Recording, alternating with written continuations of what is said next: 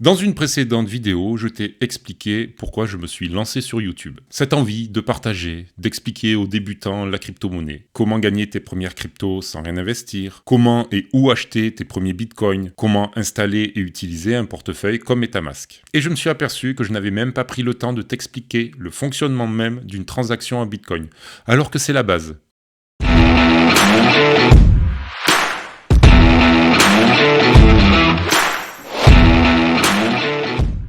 Dans une de mes précédentes vidéos, je te raconte l'histoire du Bitcoin, de ses débuts à aujourd'hui, donc si ça t'intéresse, je t'invite à aller la regarder. Aujourd'hui, je vais t'expliquer de manière la plus simplifiée possible le fonctionnement d'une transaction en Bitcoin. Fonctionnement que tu pourras transposer avec beaucoup d'autres crypto-monnaies.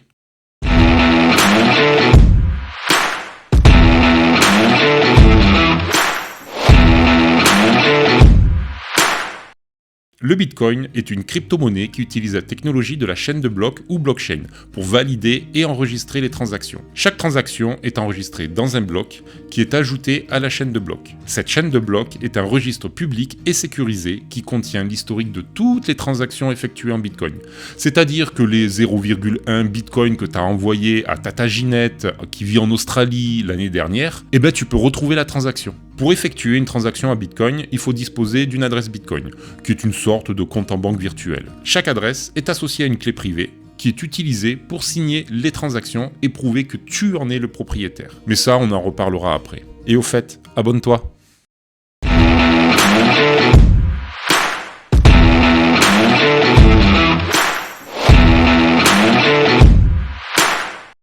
Pour qu'une transaction soit considérée comme valide, elle doit être vérifiée par les nœuds de la blockchain. Ces nœuds, ce sont des ordinateurs qui exécutent le logiciel de la blockchain et qui sont responsables de la validation des transactions. On les appelle aussi des mineurs. En gros, miner du Bitcoin, c'est valider une transaction. Pour valider une transaction, les nœuds vérifient que l'adresse qui envoie les fonds dispose effectivement de la quantité de Bitcoin nécessaire et qu'elle a été signée avec la clé privée associée à l'adresse. Une fois que la transaction a été validée, elle est ajoutée à la chaîne de blocs ou blockchain et elle devient irréversible.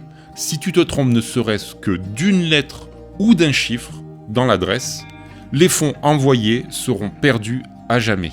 Pour ce qui est des frais de transaction, lorsque tu effectues une transaction en Bitcoin, tu dois payer des frais de transaction qui sont perçus par les nœuds de la blockchain, autrement dit les mineurs. Tout ça en échange de leur travail de validation. Ces frais sont généralement très faibles et dépendent de la demande sur le réseau. C'est ce qui récompense ces fameux mineurs pour avoir mis à disposition une certaine puissance de calcul pour valider les transactions. Je ne rentrerai pas plus dans les détails parce que le but aujourd'hui est de t'expliquer de manière très simplifiée le fonctionnement du machin, mais en gros, une transaction est représentée par une clé cryptographique, c'est pour ça qu'on parle de crypto-monnaie, et le but du mineur va être de vérifier la validité de cette clé en la décryptant.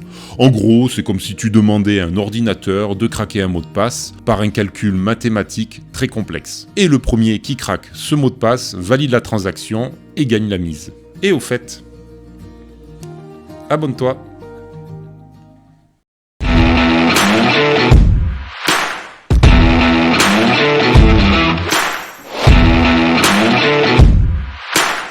Pour stocker et utiliser tes bitcoins, tu as besoin d'un portefeuille Bitcoin. Il existe différents types de portefeuilles, comme les portefeuilles logiciels, exemple de MetaMask. MetaMask c'est un très mauvais exemple parce qu'il prend même pas en charge les bitcoins. Mais il y en a aussi d'autres comme Trust Wallet ou XDeFi. Ils sont installés sur ton ordinateur ou ton téléphone.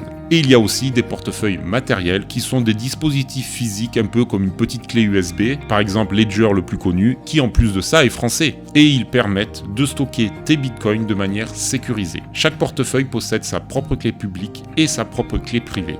La clé publique, c'est la suite alphanumérique visible par tout le monde qui te permet de recevoir des bitcoins. La clé privée est tout simplement ton mot de passe qui te permet d'avoir accès à ton portefeuille. Alors je vais casser une idée reçue. Beaucoup de personnes, notamment les débutants, pensent que leurs cryptos sont stockés directement sur leur portefeuille, MetaMask ou Ledger. Alors que pas du tout. Les crypto-monnaies sont stockées dans la blockchain. Ce que tu vas conserver et protéger dans ton wallet ou portefeuille, c'est ta clé privée. Quel que soit le réseau ou blockchain utilisé, quand tu vas ouvrir un compte, la blockchain va t'attribuer deux choses, une clé privée et une clé publique. La clé publique est une adresse, tu peux voir ça comme un RIB.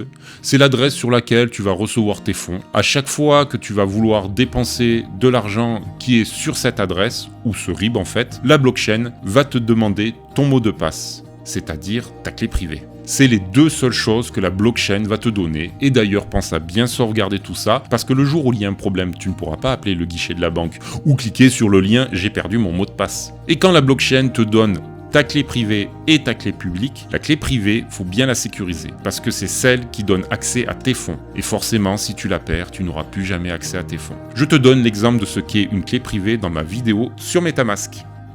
Alors, une petite aparté sur les transactions multisignatures.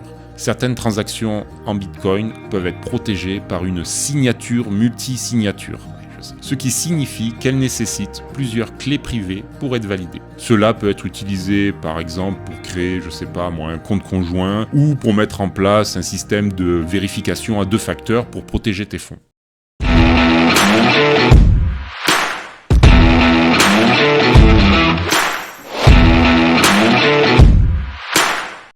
Contrairement aux transactions bancaires traditionnelles, les transactions en Bitcoin ne sont pas associées à ton nom ou à ton adresse. Cependant, elles sont toutes publiquement visibles dans la blockchain, ce qui peut rendre possible de retracer l'historique de toutes les transactions. Tout le monde peut voir ce que ton portefeuille possède comme crypto, ainsi que toutes les transactions que tu as effectuées. Donc pour améliorer la confidentialité, il existe des techniques comme des transactions mixtes qui te permettent de masquer l'origine des fonds ou l'utilisation de certains bridges qui vont te permettre de transférer des cryptos d'une blockchain à l'autre. Mais ça, c'est un autre sujet que l'on abordera dans une autre vidéo. D'ailleurs, n'hésite pas à me le dire en commentaire si ce genre de sujet t'intéresse, et je ferai une vidéo là-dessus.